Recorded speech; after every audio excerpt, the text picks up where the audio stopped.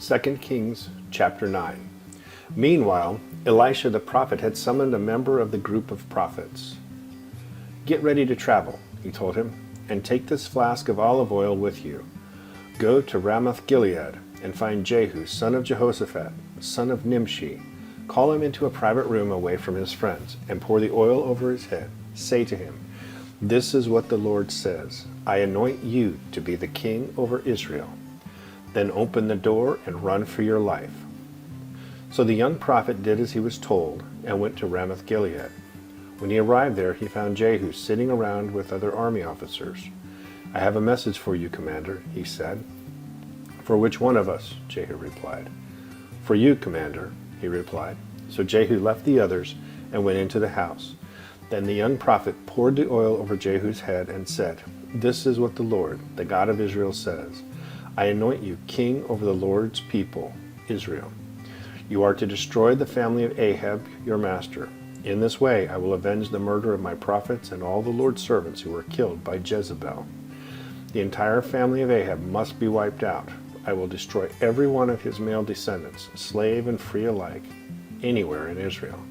I will destroy the family of Ahab as I destroyed the families of Jeroboam, son of Nebat, and of Baasha, son of Ahijah. Dogs will eat Ahab's wife Jezebel at the plot of land in Jezreel, and no one will bury her." Then the young prophet opened the door and ran. Jehu went back to his fellow officers, and one of them asked him, "What did that madman want? Is everything all right?" "You know how a man like that babbles on," Jehu replied. "You're hiding something," they said. "Tell us." So Jehu told them. He said to me, "This is what the Lord says. I have anointed you to be king over Israel." Then they quickly spread out their cloaks on the bare steps and blew the ram's horn, shouting, "Jehu is king." So Jehu, son of Jehoshaphat, son of Nimshi, led a conspiracy against King Joram. Now Joram had been with the army at Ramoth-Gilead defending Israel against the forces of King Hazael of Aram. But King Joram was wounded in the fighting and returned to Jezreel to recover from his wounds.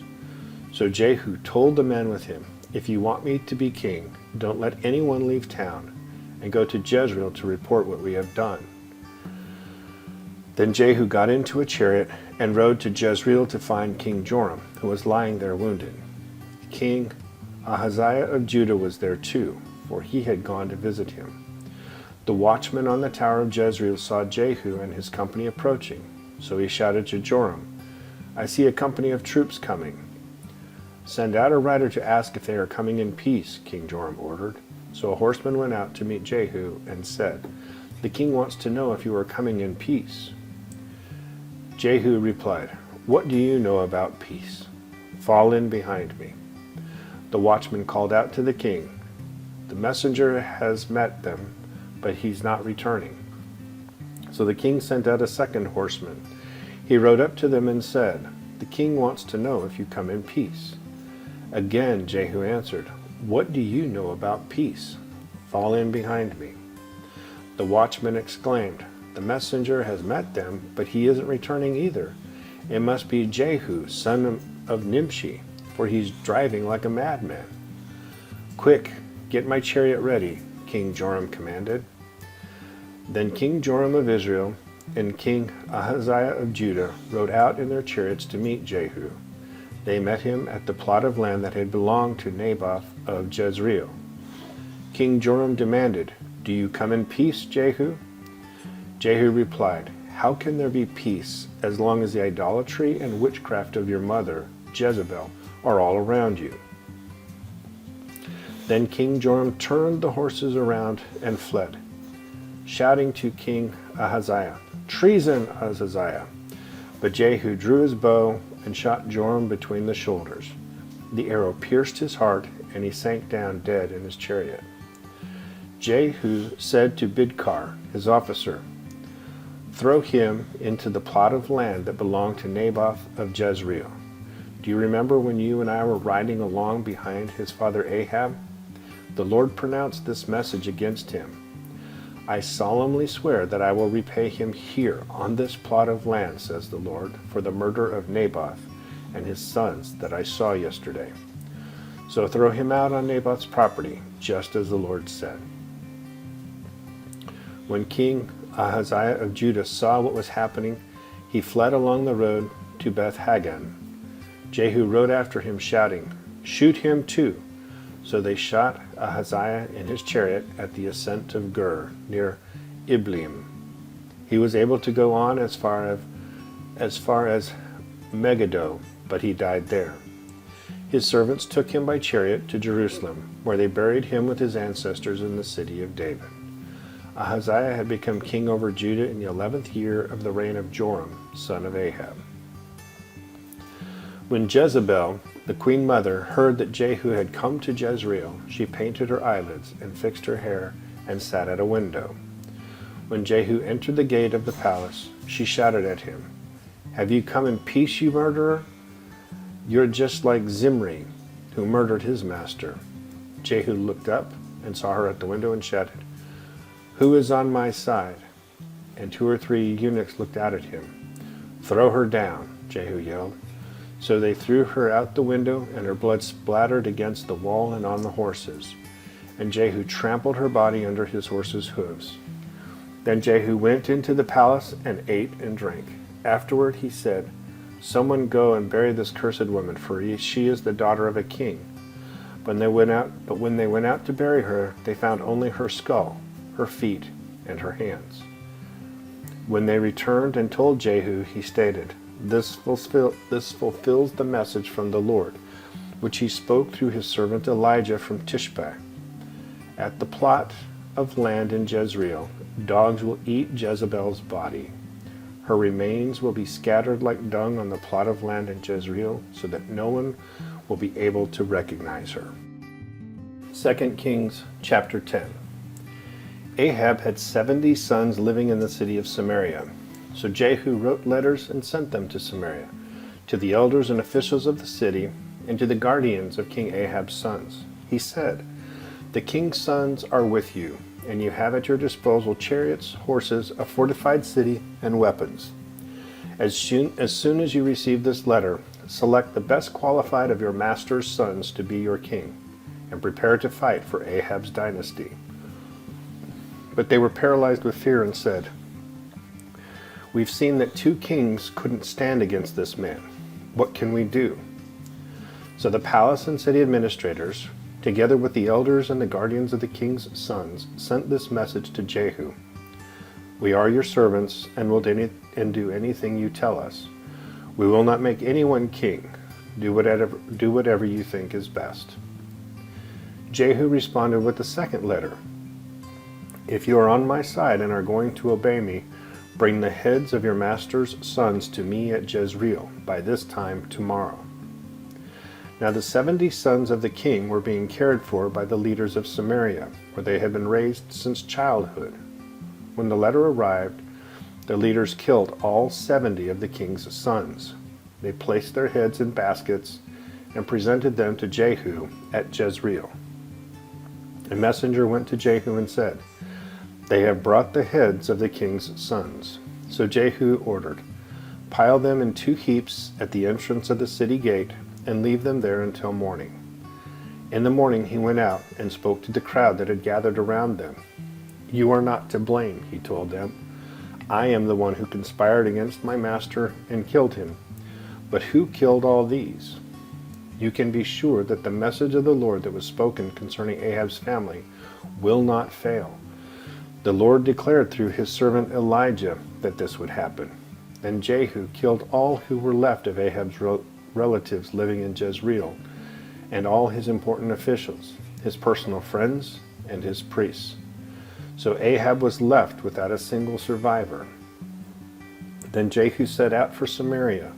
Along the way, while he was at Beth-Eked of the shepherds, he met some relatives of King Ahaziah of Judah. "Who are you?" he asked them.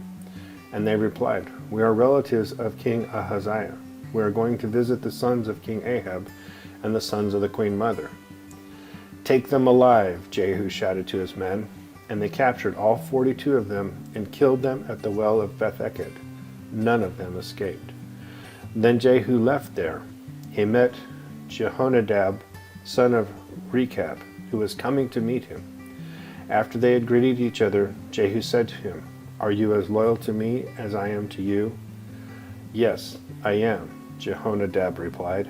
"If you are," Jehu said, "then give me your hand." So Jehonadab put out his hand, and Jehu helped him into the chariot. Then Jehu said, "Now come with me and see how devoted I am to the Lord." So Jehonadab rode along with him. When Jehu arrived in Samaria, he killed everyone who was left there from Ahab's family, just as the Lord had promised through Elijah. Then Jehu called a meeting of all the people of the city and said to them, "Ahab's worship of Baal was nothing compared to the way I will worship him. Therefore summon all the prophets and worshippers of Baal and call together all his priests. See to it that every one of them comes, for I am going to offer a great sacrifice to Baal. Anyone who fails to come will be put to death." But Jehu's cunning plan was to destroy all the worshippers of Baal. Then Jehu ordered, "Prepare a solemn assembly to worship Baal." So they did. He sent messengers throughout all Israel, summoning those who worship Baal. They all came. Not a single one remained behind. And they filled the temple of Baal from one end to the other. And Jehu instructed the keeper of the wardrobe, "Be sure that every worshipper of Baal wears one of these robes." So robes were given to them. Then Jehu went into the temple of Baal with Jehonadab, son of Rechab. Jehu said to the worshippers of Baal, "Make sure no one who worships the Lord is here, only those who worship Baal." So they were all inside the temple to offer sacrifices and burnt offerings. Now Jehu had stationed 80 of his men outside the building and had warned them, "If you let anyone escape, you will pay for it with your own life." As soon as Jehu had finished sacrificing the burnt offering, he commanded his guards and officers, "Go in and kill all of them. Don't let a single one escape." So they killed them all with their swords, and the guards and officers dragged their bodies outside. Then Jehu's men went into the innermost fortress of the temple of Baal. They dragged out the sacred pillar used in the worship of Baal and burned it. They smashed the sacred pillar and wrecked the temple of Baal, converting it into a public toilet, as it remains to this day. In this way, Jehu destroyed every trace of Baal worship from Israel. He did not, however, destroy the gold calves at Bethel and Dan, with which Jeroboam, son of Nebat, had caused Israel to sin. Nonetheless, the Lord said to Jehu, "You have done well in following my instructions to destroy the family of Ahab. Therefore, your descendants will be kings of Israel, down to 4th generation." But Jehu did not obey the law of the Lord, the God of Israel, with all his heart. He refused to turn from the sins that Jeroboam had led Israel to commit. At about that time, the Lord began to cut down the size of Israel's territory. King Hazael conquered several sections of the country east of the Jordan River, including all of Gilead, Gad, Reuben, and Manasseh. He conquered the area from the town of Aroer by the Arnon Gorge to as far north as Gilead and Bashan. The rest of the events in Jehu's reign, everything he did and all his achievements, are recorded in the book of the history of the kings of Israel. When Jehu died, he was buried in Samaria. Then his son, Jehoahaz, became the next king. In all, Jehu reigned over Israel from Samaria for 28 years. 2 Kings chapter 11. When Athaliah, the mother of King Ahaziah of Judah, learned that her son was dead, she began to destroy the rest of the royal family. But Ahaziah's sister, Jehosheba, the daughter of King Jehoram, took Ahaziah's infant son Joash and stole him away from among the rest of the king's children, who were about to be killed. She put Joash and his nurse in a bedroom, and they hid him from Athaliah, so the child was not murdered. Joash remained hidden in the temple of the Lord for 6 years, while Athaliah ruled over the land. In the 7th year of Athaliah's reign, Jehoiada, the priest, summoned the commanders. the Karaite mercenaries, and the palace guards to come to the temple of the Lord. He made a solemn pact with them and made them swear an oath of loyalty there in the Lord's temple. Then he showed them the king's son. Jehoiada told them, "This is what you must do. A third of you who are on duty on the Sabbath are to guard the royal palace itself. Another third of you are to stand guard at the Sur gate, and the final third must stand guard behind the palace guard. These three groups will all guard the palace. The other 2 units who are off duty on the Sabbath must stand guard for the king at the Lord's temple. Form a bodyguard around the king and keep your weapons in hand. Kill anyone who tries to break through. Stay with the king wherever he goes." So the commanders did everything as Jehoiada the priest ordered. The commanders took charge of the men reporting for duty that Sabbath as well as those who were going off duty. They brought them all to Jehoiada the priest, and he supplied them with the spears and small shields that had once belonged to King David and were stored in the temple of the Lord. The palace guards stationed themselves around the king with their weapons ready. They formed a line from the south side of the temple around to the north side and all around the altar. Then Jehoiada brought out Joash, the king's son, placed a crown on his head, and presented him with a copy of God's law. They anointed him and proclaimed him king, and everyone clapped their hands and shouted, "Long live the king." When Athaliah heard the noise made by the palace guards and the people, she hurried to the Lord's temple to see what was happening. When she arrived, she saw the newly crowned king standing in the palace of authority by the pillar, as was the custom at times of coronation. The commanders and trumpeters were surrounding him, and people from all over the land were rejoicing and blowing trumpets. When Athaliah saw all this, she tore her clothes in despair and shouted, "Treason! Treason!"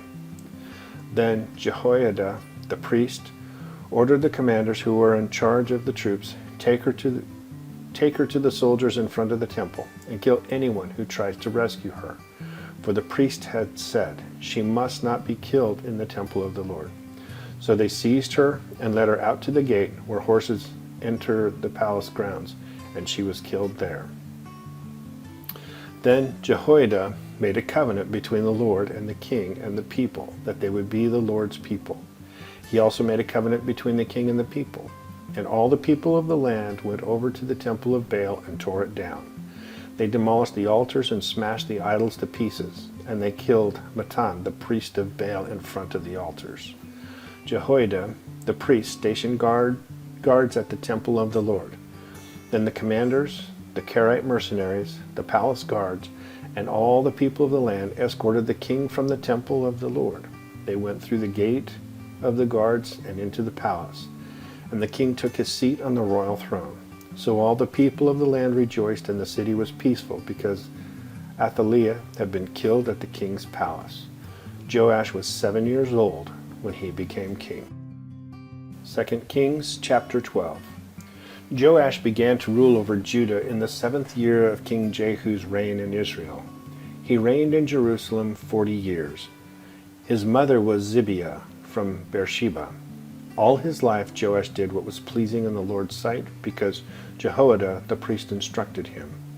Yet even so he did not destroy the pagan shrines, and the people still offered sacrifices and burned incense there.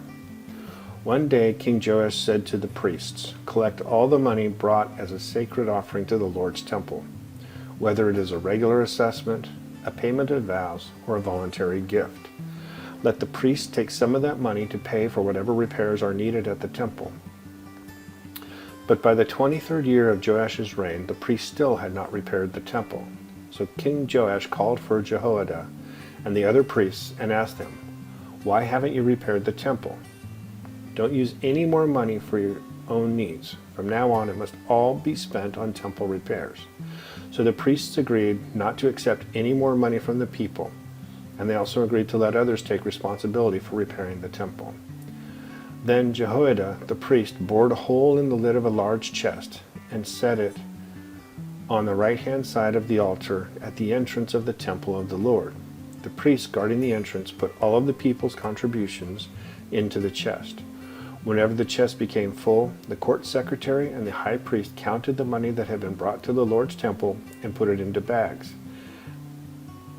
Then they gave the money to the construction supervisors, who used it to pay the people working on the Lord's temple, the carpenters, the builders, the masons, and the stonecutters. They also used the money to buy the timber and the finished stone needed for repairing the Lord's temple, and they paid any other expenses related to the temple's restoration.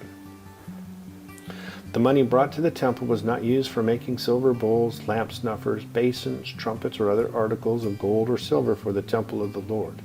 It was paid to the workmen who used it for the temple repairs. No accounting of this money was required from the construction supervisors because they were honest and trustworthy men. However, the money that was contributed for guilt offerings and sin offerings was not brought into the Lord's temple. It was given to the priests for their own use. About this time, King Hazael of Aram went to war against Gath and captured it, and he returned to attack Jerusalem. King Joash collected all the sacred objects that Jehoshaphat, Jehoram, and Ahaziah, the previous kings of Judah, had dedicated, along with what he himself had dedicated. He sent them all to Hazael, along with all the gold in the treasuries of the Lord's temple and the royal palace. So Hazael called off his attack on Jerusalem. The rest of the events in Joash's reign and everything he did are recorded in the book of the history of the kings of Judah. Joash's officers plotted against him and assassinated him at Beth Milo on the road to Selah. The assassins were Jozachar, son of Shimeath, and Jehozabad, son of Shomer, both trusted advisors. Joash was buried with his ancestors in the city of David. Then his son Amaziah became the next king.